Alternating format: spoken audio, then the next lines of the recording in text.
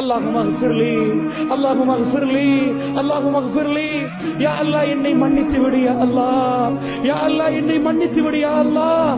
இந்த உலகத்தில் பாவம் மன்னிக்கப்பட்ட இறை தூதர் அவர்கள் தன்னுடைய கடைசி பயணம் மேற்கொள்கிறார். இந்த உலக மக்களுக்கெல்லாம் நன்மை புரிந்த இறை தூதர் அவர்கள் என்ன வார்த்தை சொல்லுகிறார்கள் தெரியுமா? ஆயிஷா அம்மா அவர்கள் காதை வைத்து கேட்கிறார்கள், அல்லாஹும்ம இக்ஃபிர்லி, நானும் நீங்களும் 1000க்கு 1000 மடங்கு கேட்க வேண்டும் யா அல்லாஹ், எங்களை மன்னித்து விடு யா அல்லாஹ். கேட்பது ரசூலுல்லாஹ். அல்லாஹ்வுடைய தூதர் கேட்கிறார், 3 தடவை கேட்டார்கள். அல்லாஹும்ம இக்ஃபிர்லி, யா அல்லாஹ் என்னை மன்னித்து விடு. மன்னிப்பதற்கு என்ன யா ரசூலல்லாஹ், நீங்கள் என்ன செய்தீர்கள்?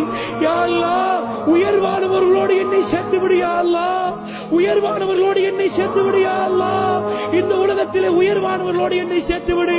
அல்லாஹும்ம இக்ஃபிர்லி. ஆயிஷா அம்மா சொன்னார்கள், ரசூலுல்லாஹ்வுடைய விரல் மடிந்தது, ரசூலுல்லாஹ்வுடைய விரல் மடிந்தது, அந்த கண் அப்படி நிலையாக குத்தியது. ரசூலுல்லாஹ் எங்களை விட்டு பிரிந்து விட்டார்.